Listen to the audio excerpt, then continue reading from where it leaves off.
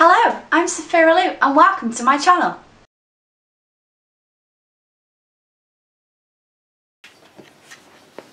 I think Bella's desperate to see what's inside the box. I want to... Oh, okay. Alright, so inside the box we have a gingerbread house. You want to get in? Okay. We actually have some gingerbread, pre-built, kind of cool, and of course our sweets and the icing to hold it all together. I've been taking it out because I wanted to warm it up, but Bella really wants the box, so Bella, my gift to you is this lovely box. So after our brief interlude of Bella trying to help me with the box, we're going to start building this, and while I'm building it I'm going to be answering some questions. I'll try and get this done as quick as I can because I don't want this video to be like 1 million years old. So our first question comes from Angels of Demons on Instagram. The question is, what's your favourite thing to draw? And will you be revealing / showing us more Mushroom Hunters characters? And my favourite thing to draw is always fantasy-based art and storybook style artwork. I think it's personally one of my favourite things and go-to things to draw. And as for the Mushroom Hunters world, the more the world develops, the more I'll be revealing. At the moment, it's still in its early planning stages, so there isn't a massive amount that I can show you guys yet, but it's getting there. And as the world builds and the more I do, the better universe is going to get. Taking it, these are the roof pieces. Our next question, which we've got quite a few from puffit.net.org.uk. That's a long username. What's your next cons? Are there any planned for 2018? There are plenty planned for 2018, but as of right now, not many of them actually have tables open, and the cat has just jumped on top of the TV.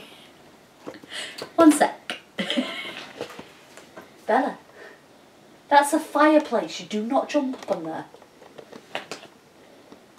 Just hold for 1 second for a brief interlude.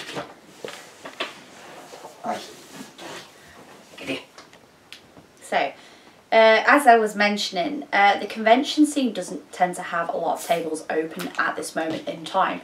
I am, however, confirmed for SunnyCon. I believe I'm at True Believers convention and Yorkshire Cosplay Con so far. I do want to do more, I just have to wait for the tables to open.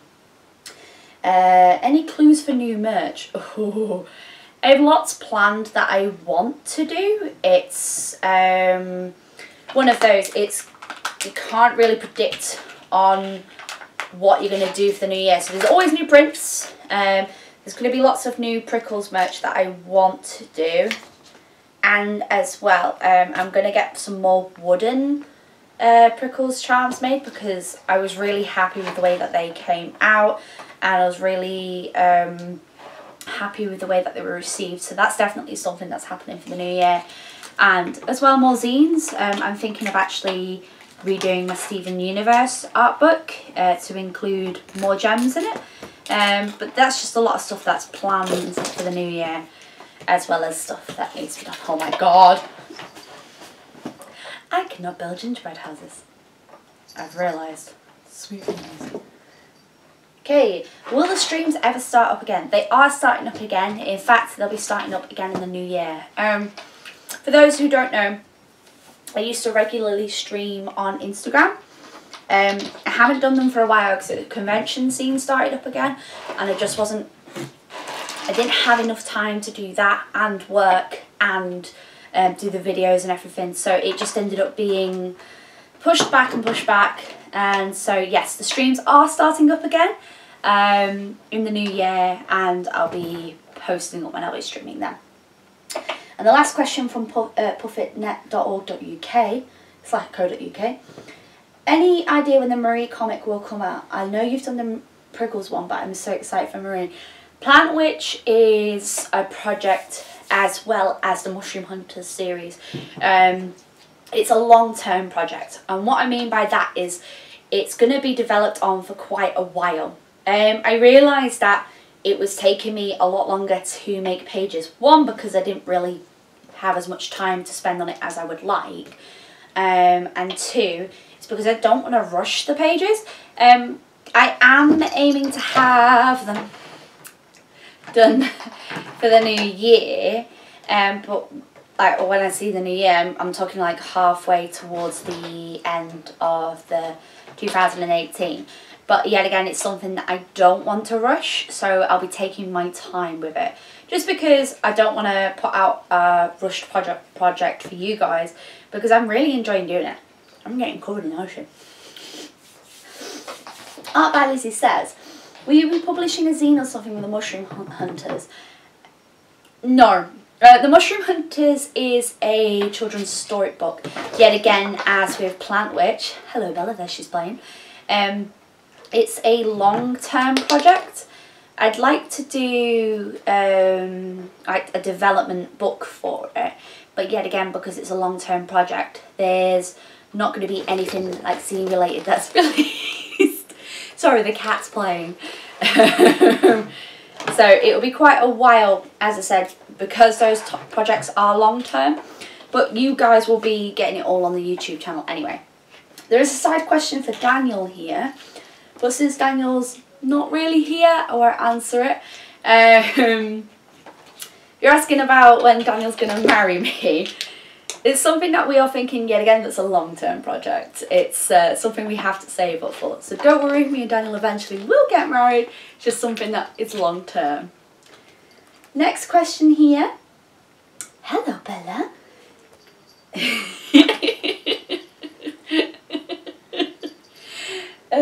Katie LP says, have you ever tried drawing a dragon from How to Train Your Dragon? I think they would look awesome in your style.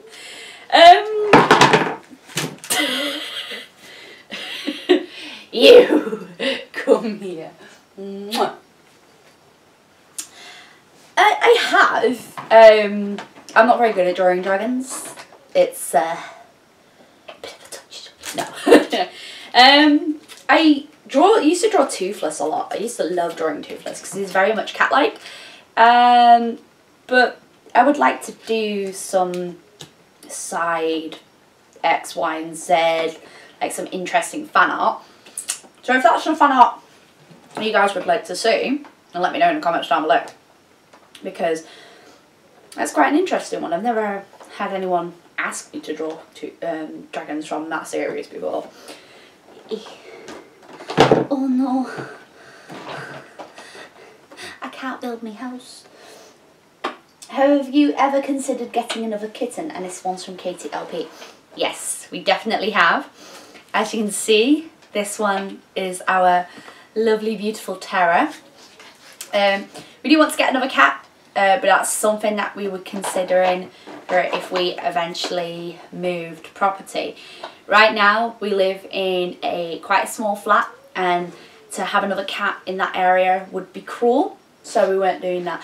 Plus Bella, our precious little munchkin, even if she's trying with the gingerbread. One sec. She's our little munchkin and we love her very, very dearly. But she does get quite ill very often.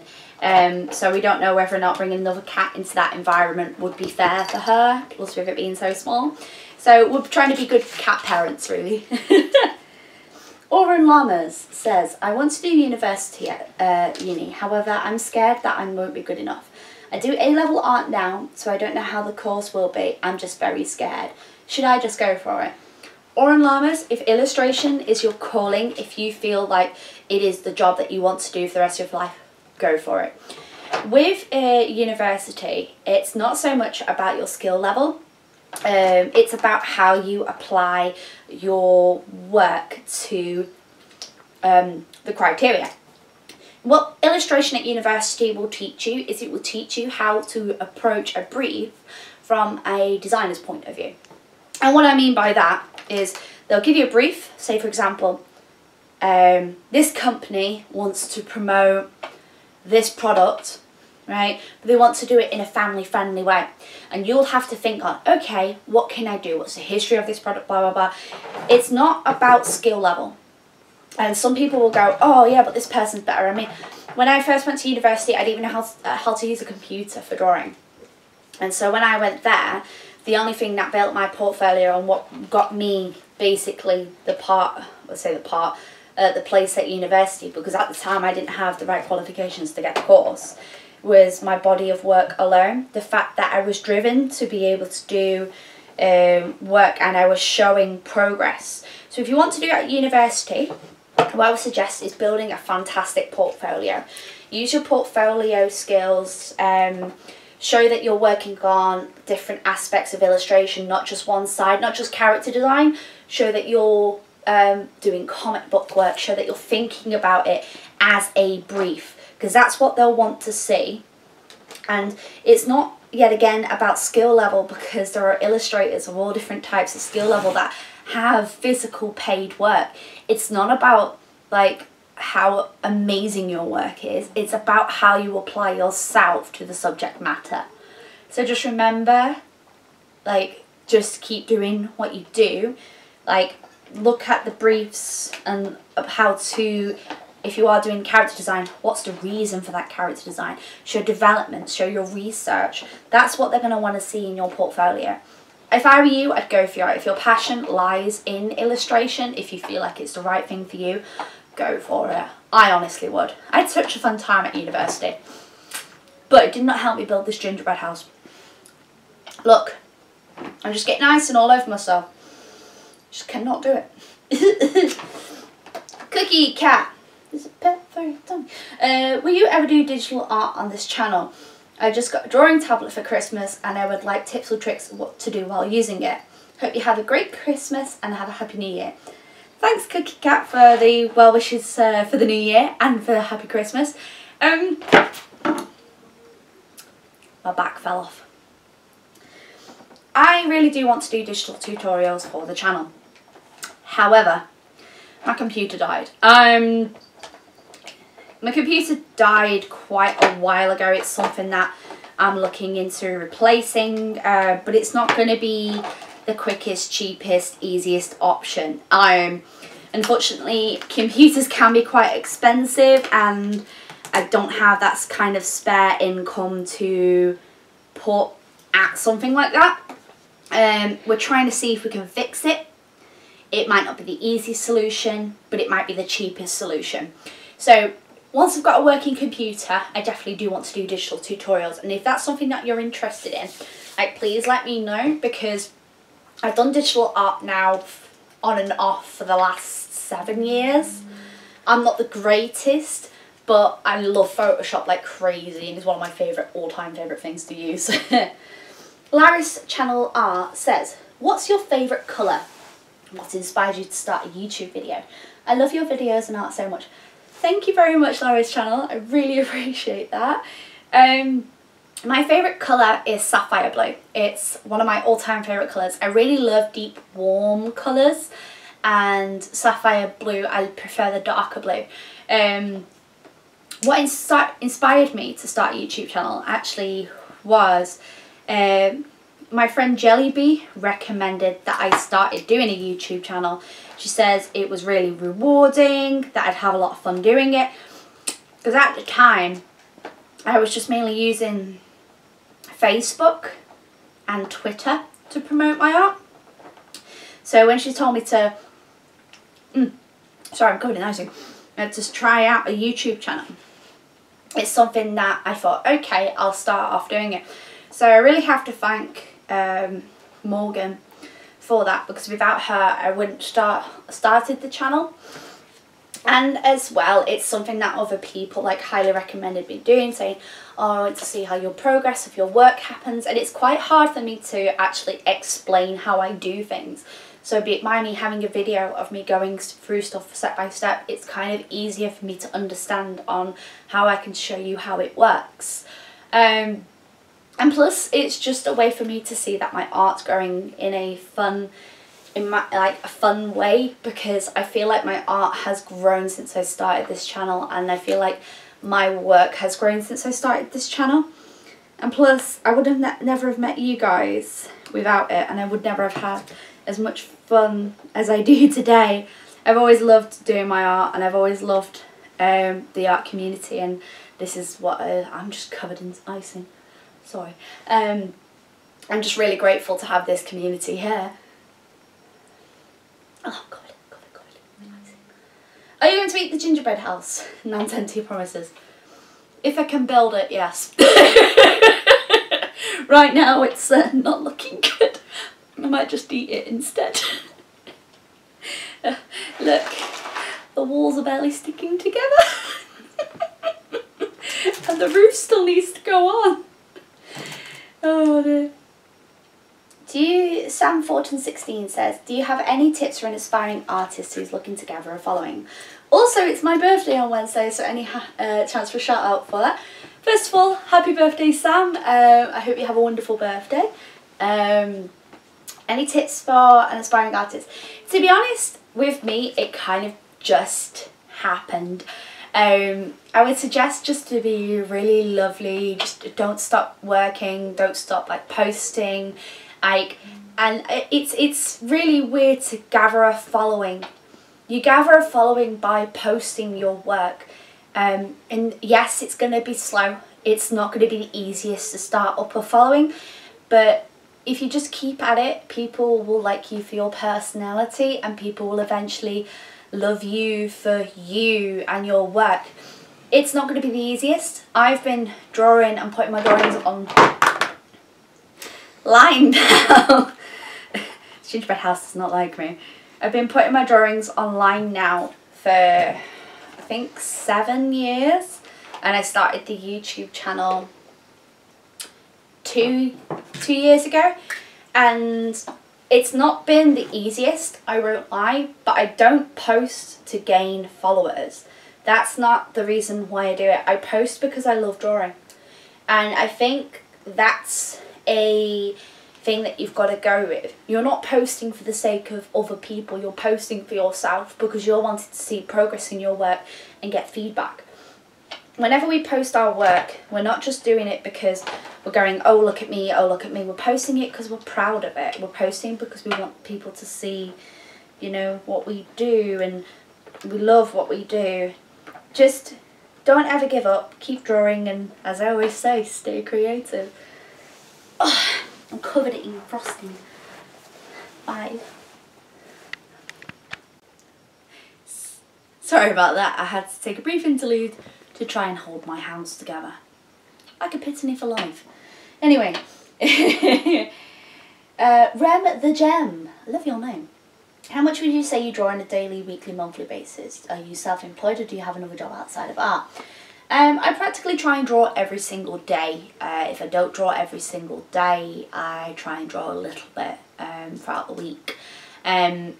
I think if I don't draw each day, I feel like I'm not doing my work and what I need to do. Plus, I work part-time, in answer to your other question. So some days I'll have lots of, some weeks I'll have lots of hours and not have much time to draw. But I always try and find time for drawing because it's sort of like a relaxation after work, and I really enjoy doing it myself. Sorry, I'm trying to hold the roof on. Amarizzi, hello. Mwah.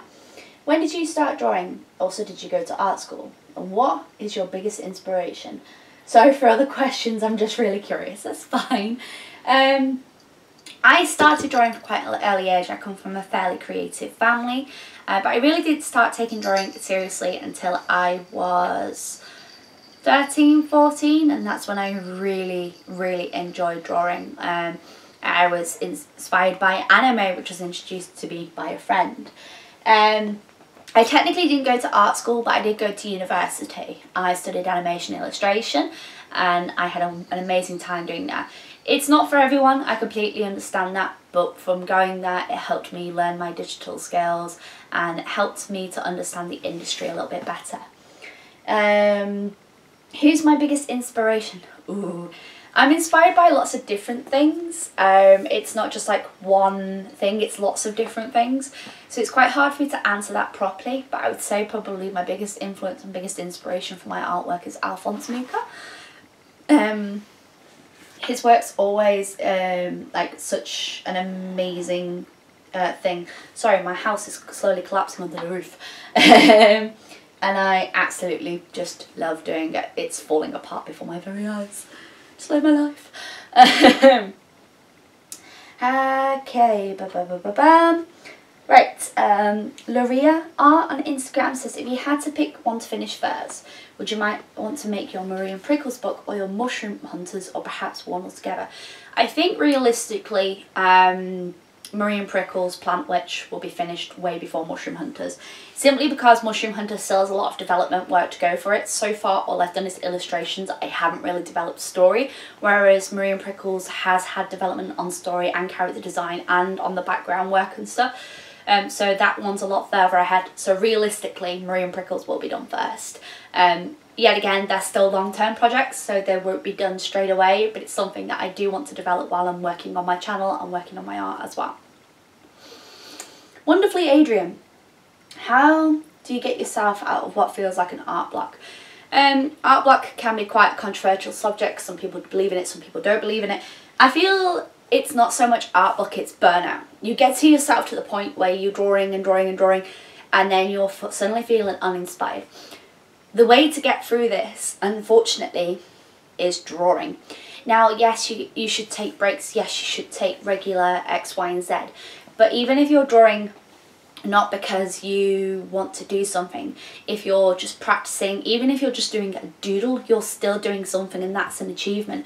So that's why I tend to try and draw every single day, because I feel like that helps me with my work and helps me develop my work, helps me develop my skills. And even if I don't feel like, say, drawing something massively creative that day, I'll do warm-up exercises, I'll do something that is not quite outside my norm, like study work. That way I'm always practicing, I'm always doing something different. One second. H2O. A pot of green tea. What's your favourite / enjoyable thing you've drawn? My favourite thing that I've ever drawn was my Zodiac piece for the YouTube Artist Collective. I don't think I've ever topped that art piece since then. It's one of my all-time favourite pieces. If you've not seen the video, there's a link up in one of these sides if you want to check that out. It's one of my all-time favourite pieces. I'm just really happy with the outcome of it. And one of my favourite characters I've ever done, I'm gonna have to say Prickles. He's just so much fun to draw, and because he's based on Bella, it basically means I get to study Bella's actions and apply that to a character. And he's really squishy and he's a fat bean, and I love drawing him so much. Okay, ArtGraphy14 says, which Disney movie is your favourite? Ooh, Treasure Planet. Treasure Planet is one of my all-time favourite Disney films, and I know not many people have seen it, but it is possibly one of the most beautiful Disney films they've ever done, and I still want the art book to this day. It's possibly one of the hardest art books to get a hold of, and I still really want it. But it is possibly one of my all-time favourite Disney films, just because there's so much in it, and it has like, it's just such a beautiful piece of animation as well. She also asks, how can we do realistic colouring with colour pencils and markers? Okay, I'm not the best to ask with this because I'm still learning about it, but I would say it's all about your study work. Like, there are some fantastic video tutorials online that you can check out, and the people there have much better way of explaining it.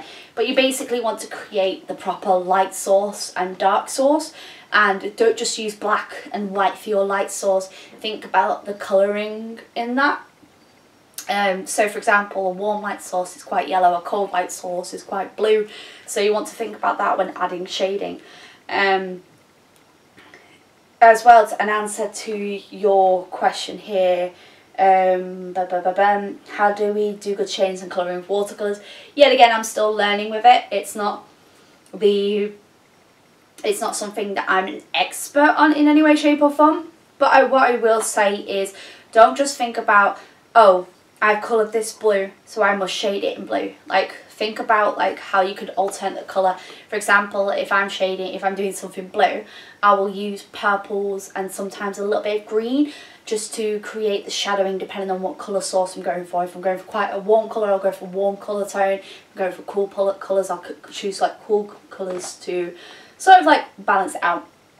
Do you get art blocks often? I've watched your video on art block, but I would like to have a lot more advice to deal with it. If you could answer this in a video, that would be grateful. That's by the Young Artist in Creation.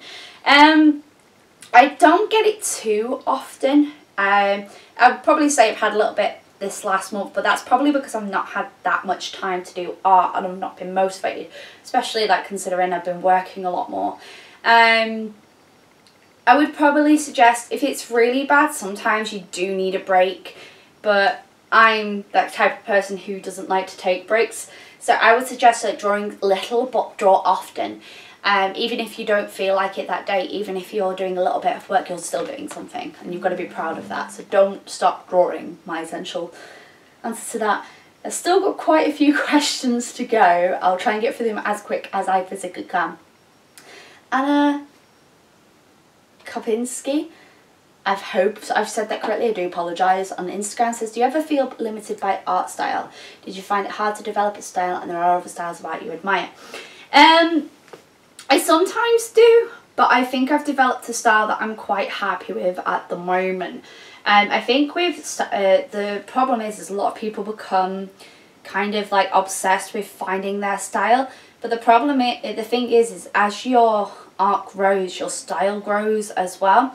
I'm inspired by early children's book style sort of illustration, so Arthur Rackham's like one of my huge inspirations at the moment, and I try and take bits of his work and bits of his teachings and apply it to my work without copying in any way, shape or form, but more using it as inspiration. Okay, next question. I'm going to go as quick as I can for you now, because this video has already gone on for quite a while. Adele's R says, I'd like to know how you avoid smudging your line work, please. I always smudge no matter what pen I use or how long I let it dry, thank you. I think you need to change your inking tool dependent on what kind of illustration you're doing. For example, if you're doing a wet medium, you're going to want to try and use a pen which doesn't absorb wet medium. I use a Unipin fine liner for pretty much everything, but still every now and again things smudge. It's not something I can completely say is going to be absolutely fine, but I find that the Unipin fine liners, they smudge the least with pretty much anything, any medium that I use. Next question by Pear Shaped Brit. What's your favourite art style from your favourite artist, or any art styles you'd like to try at all? I would say at the moment I'm very happy with my art style, so I don't want to develop that style into something any more than it already is, because I'm quite happy with it. Not to say that I still won't experiment, because I think experimentation is very good for you and your artwork and to develop your process. But I think once you've found a style that you're quite comfortable with, there goes the sweet, it becomes a lot easier for you to draw. Yes, I still do development work, but like I said, I think I found my style at the moment, so it's not something I feel like I need to develop as much. But if you are looking at developing into it, I would say like sketching a lot and sketching often really does help you develop your style. And as I said, people's styles develop and change as they grow as an artist, so don't expect you to keep an art style forever, because I expect that mine's going to change over the next few years the more I develop it. Next question. Daisy Fizz 7911. Do you like to experiment with any other YouTubers' art style? Not really, because yet again I've found, I'm dropping these sweets everywhere, I found a style that I'm quite comfortable in. Sorry. But it's something that I wouldn't say that I would experiment with anyway, because once you've found your style and your way of drawing and doing X, Y, and Z, it's not really something that you use to develop. You don't exactly need to copy other people's style, experiment with other people's style. You need to look at how they've applied stuff to things and then apply it to your own work. That's development work. That's how you develop your artwork and develop your style. RBK Ninja, how do you tackle bigger art projects? I'm super busy with my secondary English PGCE and don't have the time to contribute to bigger art projects, so it's agonising. So how do you handle your time wisely? As with any project, it's about planning. You need to make sure you plan accordingly. Sorry, I'm trying to open this pack. You need to make sure you plan your time accordingly and make sure that you can fit it within your schedule.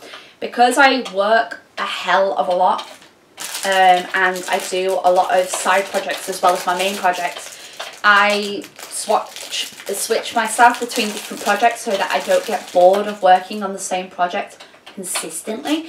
Because I find that if you're working on the same project, you can get yourself burnout on it. So I would say work on your projects. It is going to be agonisingly slow, but the more time that you take on it, the end result will be worth it. I promise. I just dropped this sweet on the floor again. Sorry. Alright. When will the Miriam Pickles comic be ready to buy? I'd love to have a physical copy. Yet again, that's one of my long-term projects. A lot of the long-term projects, I like I said, I'm working on them, but it's not something that's going to be available like extremely soon, just because I want to take my time on it and make sure. Yet again, that's down to personal projects and personal project time management on how long you want to spend time on something.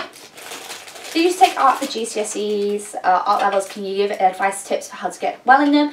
If not, you give tips about being a self-taught artist. P.S. I love your work, it's always beautiful. Thank you, Desultory Rafi. With GCSE work and with any A-level work or anything like that, if you're taking art, what they want to see is your development and how much your development into what your end project is. So the more development work you do for your portfolio, even if your end project isn't the happiest, because you've done so much research into the final product, it will look better in the long run for everything that you do. Bella, what are you doing? No. The more development work and the more progress work that you show, even though you may have gotten to your end result very quickly, they're going to want to see how you got to that end result. So make sure to take notes of everything that you do, show development style, make sure to show pictures and how you got to the end product. That's my advice. I was thinking of starting my own comic as a project for myself, but I don't know where to start. Okay, I have done a video on me starting my comics, which I can see that you've replied saying that you have watched that video already. What I would suggest is you need to start off with your story premise idea, thumbnailing before you actually do your final comic book pages, and to do development on your character design and your character as a whole. The more development work you do, the more ideas you're going to have about your final project. And as well, actually just work on the comic itself. It'll be worth it. How long did you do art? I've been doing art for quite a while, but I haven't taken it seriously for the longest time. I would say I started taking it seriously when I was 18 properly, and that's when I realised I wanted to be an illustrator. So it's been properly 8 years now.